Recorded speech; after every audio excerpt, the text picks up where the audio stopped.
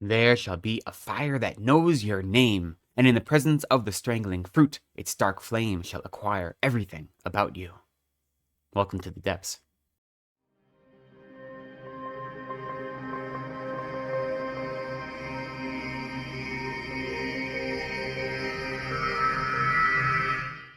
Welcome to Reading from the Depths. My name is Lecton. Thank you for spending some time with me today. Today I want to talk about Jeff VanderMeer's Southern Reach trilogy.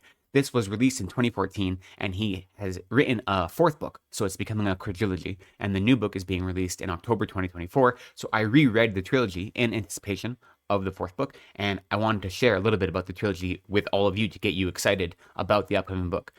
This video is not going to have any spoilers for the original trilogy. I am going to speak about the writing style, the vibes, the themes, the ideas, the kind of approach of these books and what these books make you feel, or made me feel at least, to hopefully get you excited about them. But I'm not going to give away any of the mysteries of the books, so you don't have to worry about that.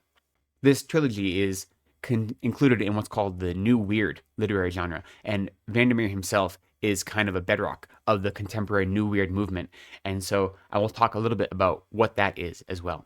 So the original trilogy has 3 books: Annihilation, Authority, and Acceptance. And I don't think when I originally read them, I really appreciated how well the 3 complement one another. I didn't read them all 3 back to back last time. I think I read 1 and 2 back to back possibly, and then I waited a little bit before I read the third one. I don't quite remember, but reading them all back to back here, it really highlights VanderMeer's genius in the way he structured all 3 of these.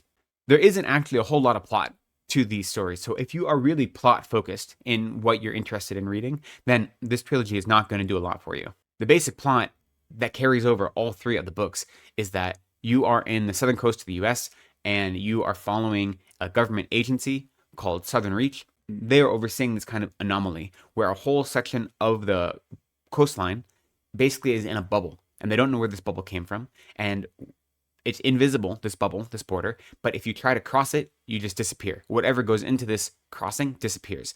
But there is a gate into the bubble. So Southern Reach has been sending expeditions into this area that they call Area X and trying to figure out what it is, where it came from, what its purpose is, and how we can weaponize it and use it, because they are a government agency, of course.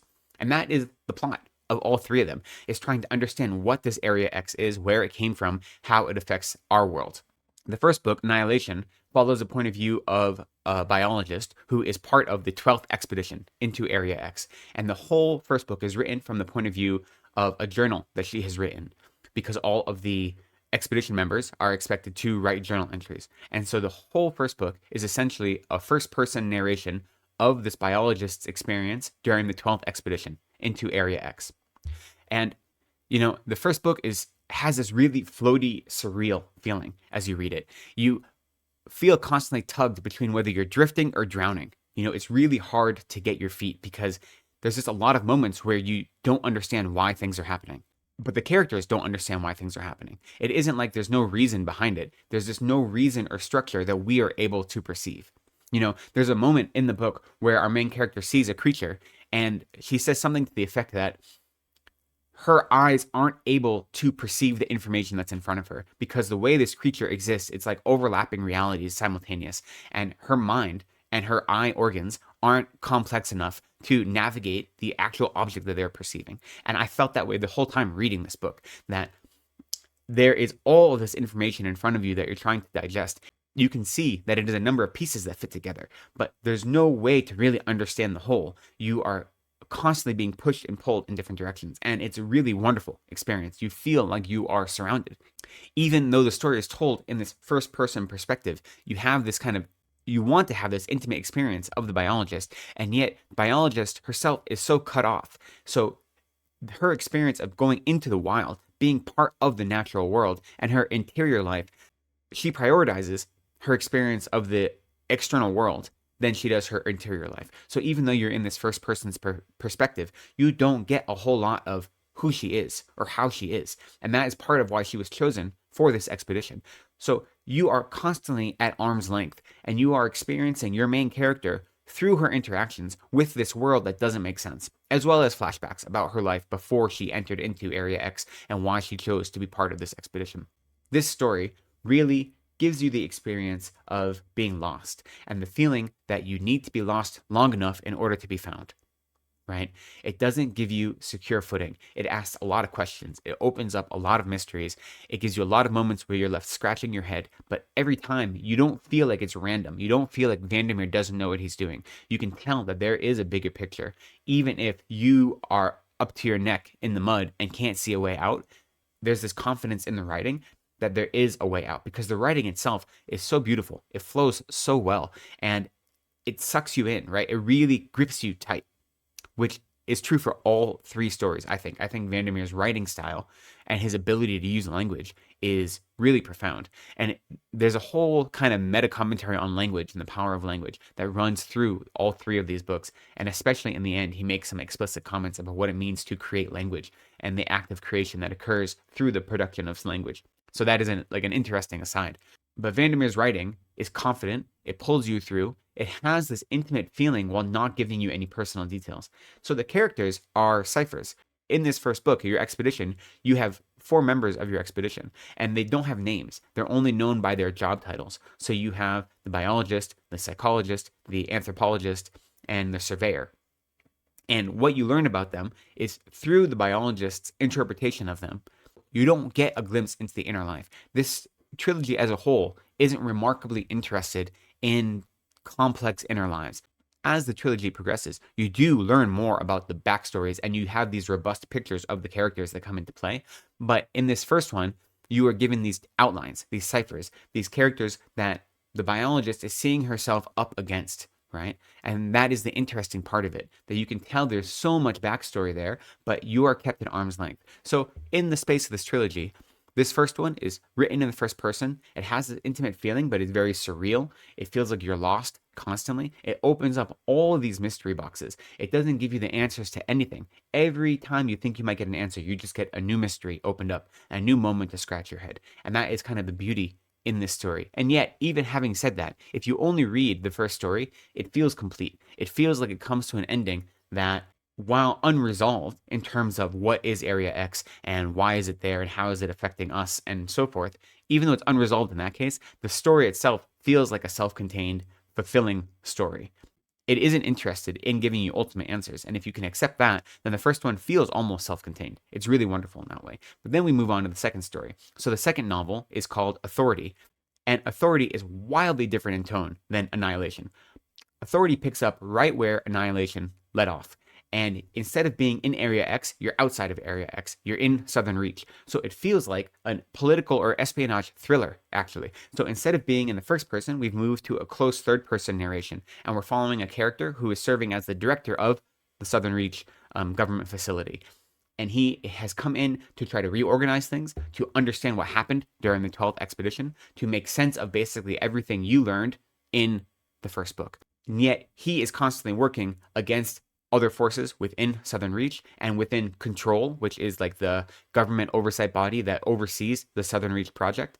And he's working against Area X itself. So you have all these players coming into play, not just the actors, but also the organizations, all serve as driving forces in this story.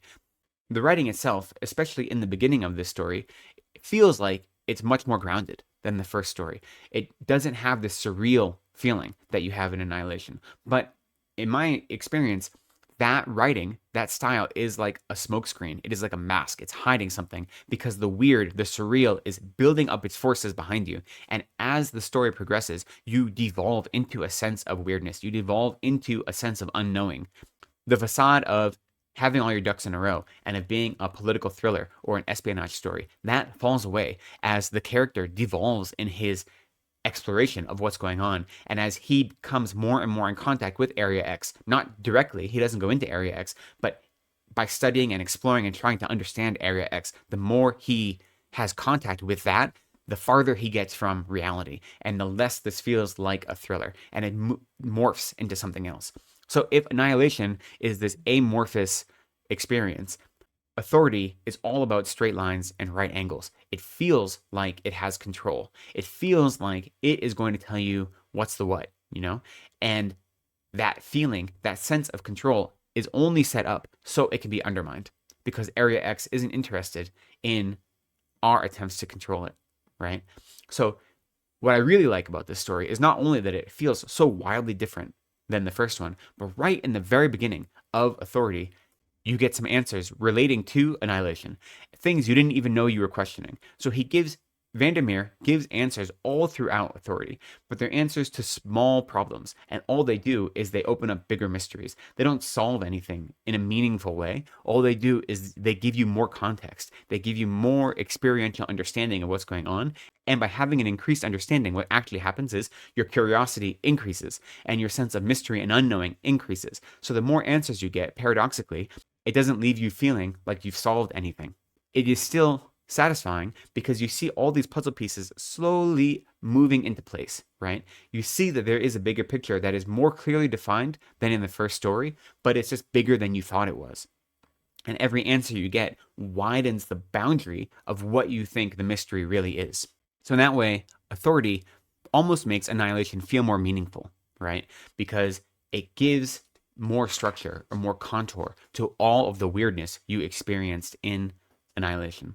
And then comes Acceptance. So if Annihilation was this voyage into the unknown that is weird, that is amorphous, that is dreamlike and surreal, and Authority is the, hard-edged, straight-laced exploration from the outside of what is Area X, and it's the political thriller versus the dream logic. If those are the two paradigms we set up in the first two books, the third book goes one step farther by having multiple points of view. And so the third book moves between chapters from within Area X to outside of Area X, from before Area X to after Area X. So we move through about 4 different characters' point of views. Some of those characters are before the creation of Area X. So we slowly see what the Forgotten Coast was like before Area X came to be. And then we see how Area X evolved in the way it did. At the same time, we have characters who are in Area X exploring it anew. So we get more about what's going on in Area X, and we have characters outside of Area X reflecting on it. This multivalent perspective is really interesting because it's constantly moving you in and out, back and forth in time, right? And it's not just 2 timelines. There's multiple timelines happening at once, and we get to see how they intersect and how they make everything that we've experienced in the first 2 books more meaningful. As you're constantly moving across multiple characters, you feel like you're spiraling, right? It feels like you are digging deeper and deeper and going in circles and circles to a new depth that you didn't know existed. But does that depth represent a beginning? Does it represent the end? Does it represent a transitional space that's neither? That you don't know. You have this sense of being fulfilled, of getting answers, of getting more material that should give you resolution, and yet you're still left not knowing what's going on. That's the feeling that pervades a lot of this story. You get more and more information. The picture becomes clearer. You don't have as many doubts in that way, but there aren't answers that are like spoon-fed to you. That's the exciting part about it. And since it's written in this style with multiple perspectives, what's really exciting is that the story itself feels almost a little unhinged because you're following different characters. Some characters are laconic, some are relaxed, some are resigned, some are curious, some are angry, some are frantic. And because of that, you experience all these moods as you move through the story. Whereas the first 2, you only experienced it from the point of view of one particular character. And so you were forced to live with that character, whether it be in the first person journal entry narration of Annihilation or the close third person observations of the character in Authority. When you get to Acceptance, you're moving around. There are some points in Acceptance that are written in second person narration, which is really jarring, which really puts you into the story in a way that you don't expect, and it puts you in the role of a character that you didn't expect to be put into. So the third book really plays with your genre expectations, and it doesn't do anything that the first 2 do. Instead, it brings you these multiple perspectives that constantly moves you around, and so it gives you pieces in this ad hoc way. And the beauty of that, when I say ad hoc, there is structure to it. I never felt reading it that VanderMeer didn't know what he was doing. You never feel that he's lost. You feel that everything he does is intentional and is important, even if you can't grasp all the strings and tie them into a little knot, Sometimes when you read kind of surreal or ethereal kind of books, it feels like the author doesn't know what they're doing. And it feels like they're just throwing out these crazy ideas for the hell of it, just to make you go, huh? VanderMeer never feels like he's doing that. The writing always feels confident. It feels like it knows what it's doing. It feels like it's pointing to something, that it has a picture of what is going on, and it is giving you the pieces of that picture that it thinks you need. the whole time reading it, you have a confidence in VanderMeer because the writing is so strong. It's poetic at times. It is descriptive. It really makes you feel like you're in the scene with them. So the world building is really wonderful. Whether you're in the real world, whether you're in Area X, whether you are in the time before Area X, you feel like you're there. It's the description and the level of detail is really, really wonderful and beautiful. And it gives you a sense of place that is kind of unparalleled because that place is so unknowable. That's the interesting thing, that you feel like you're there, but you don't know where you are. The whole trilogy has a sense of unknowing, a lack of security in that way. And so I'll say that the last book does give you an answer as to where Area X came from or what Area X is. You have an answer for that. But a lot of the mysteries aren't solved. Like, not every question that has been asked throughout these 3 books is answered in this last book. It gives you an answer to Area X as a whole. But that answer itself just opens up new lines of inquiry, right? That answer doesn't solve things. It leaves things open-ended. So it is an answer, but it's an open-ended answer. And there are a lot of small mysteries that are also open-ended. You have to know going into this that VanderMeer doesn't have any interest in making it easy for you and giving you easy answers. That this is a text that you're going to struggle with. Not in terms that it's hard to read, because the writing is very clear. It's easy to understand what is going on at any given point, but you're going to struggle with it because it doesn't hold your hand, right? What it does is it asks you questions and it shows you some possible answers, and then it makes you analyze those and see how you feel about them. So what are the overall vibes of this trilogy? This trilogy, to say it's about one thing or another would be doing it a lot of disservice, but if anything, at the heart of this trilogy is this idea of transformation, this idea of change, this idea of evolution, and what it means to be in homeostasis with the world around you, whether that be the environment or the people or a combination of people and environment, right? So your sociological homeostasis and your ecological homeostasis. What does it mean to change? What does it mean to become something new? Where is the distinction between creation and preservation? And how do those work together to create something new? We look at ideas of obsession, of control, of inquiry, of curiosity. These are the fuel that motivate our different characters, and we see how they play out. Do you have an obsession that drives you crazy? Do you have a need for authority, for control, for domination? Do you have an open mind that's curious and wants to explore and understand how to be in harmony with the things around you?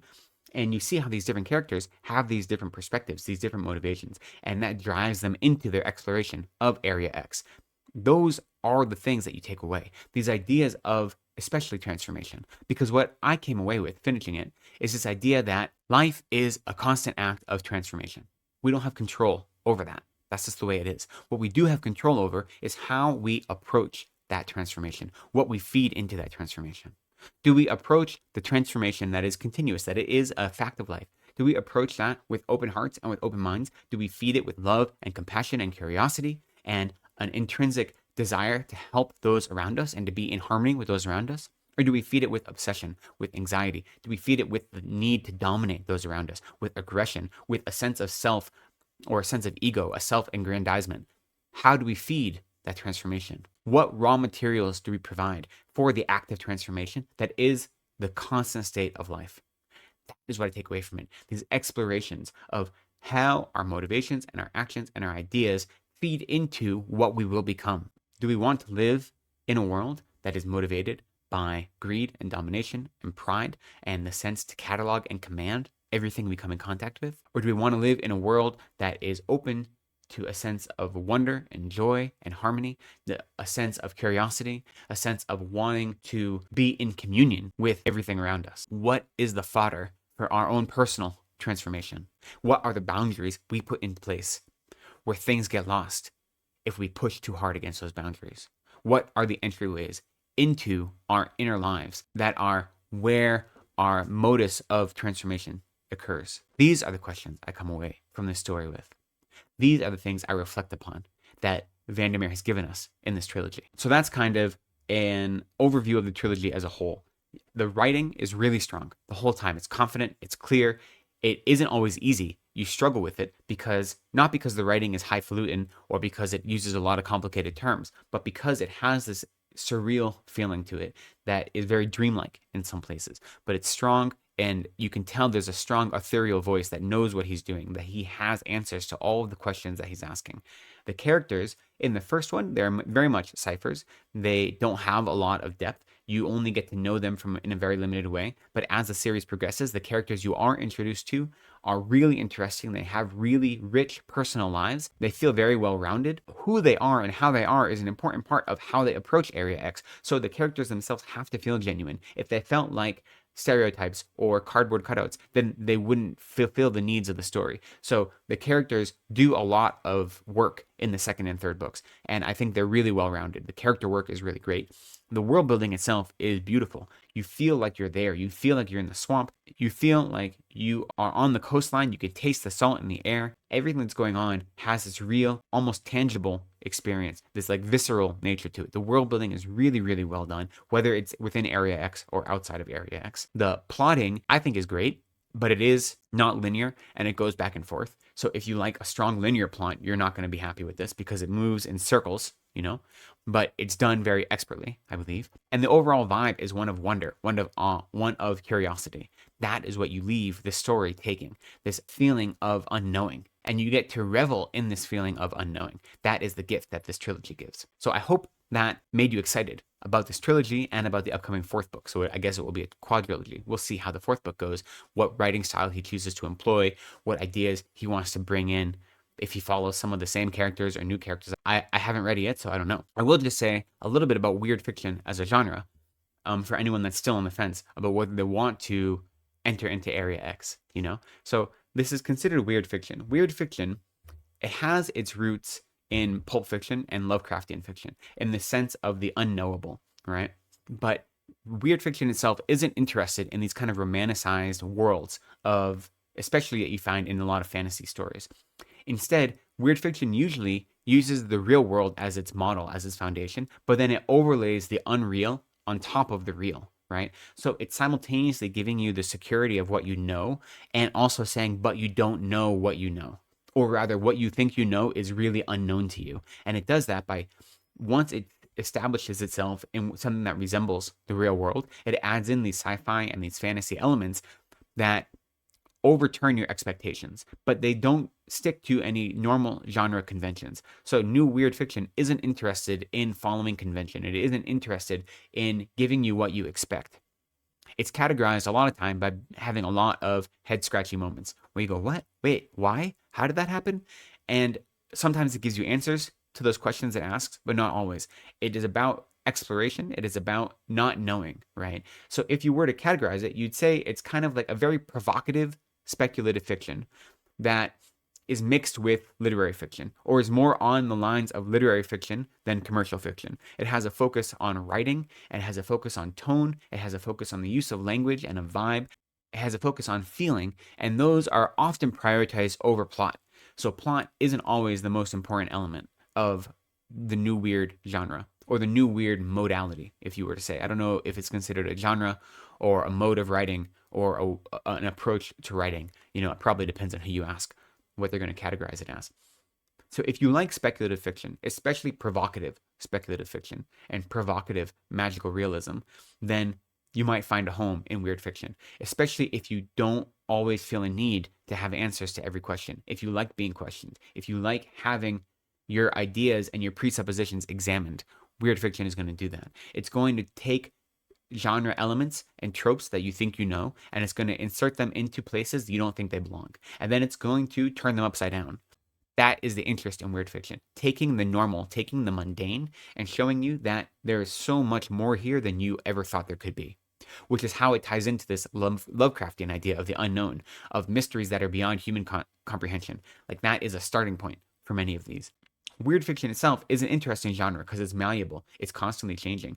You could read a number of different weird fiction stories and not even recognize them as coming from the same genre because the genre itself is so malleable in that way. What it's really interested in doing is, like I said, taking the known and showing you all the ways that the known is unknowable, right? And it does that through, there are different techniques in terms of writing style, in terms of lyrical prose, in terms of character building, world building. There are different techniques that are used to do that. But the focus is on having this speculative world that looks like our own world, but it isn't.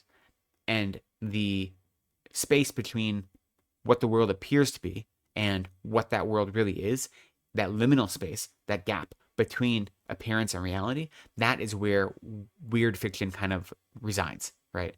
So that's the appeal of it. It asks a lot of questions, and it is intentionally provocative, right? It intentionally can be confusing sometimes because it says there's something about confusion that it is a space or a source of growth and a source of exploration, right? Confusion doesn't have to be something that holds you back, but instead it can be something that propels you forward and makes something new out of what was stale and stagnant. And so that's what weird fiction is interested in doing. So these three books, they all fit together, but they don't feel the same. They feel like they are different ways of exploring the same idea. I'm so glad I got a chance to reread the trilogy before going into the fourth one. I had forgotten how much I liked these. I had forgotten the joy I got from VanderMeer's prose, his style, the questions he asked. This was a real joy for me, and I hope that I imparted some of that joy to the rest of you. I hope I made you excited. Have any of you read VanderMeer before, whether it be this trilogy, which is now a decade old, or his other work? One of his other big popular books is Born, and its sequel to Dead Astronauts. And I've read Born. I haven't read Dead Astronauts. And Born I liked a lot as well. Also speculative eco-punk fiction. He's written a number of novellas and short stories as well that I haven't had a chance to read. I didn't hear of him until I read the Area X trilogy or the Southern Reach trilogy. So I'd love to hear, if you've read VanderMeer before, what you think of his other work. Are you interested in reading this trilogy? Are you interested in picking up the fourth book? I have no clue where the fourth book could go after the ending of the third one. So that's really exciting to me. I want to know, are you excited about it? And also, what do you think about weird fiction as a genre? Do you expect your writing to give you answers, or do you like sitting in mystery? I'd love to hear your thoughts about all of this down in the comments. But for now, thank you for spending some time with me today. I appreciate you. Be kind to yourselves, take care of each other, and go slowly.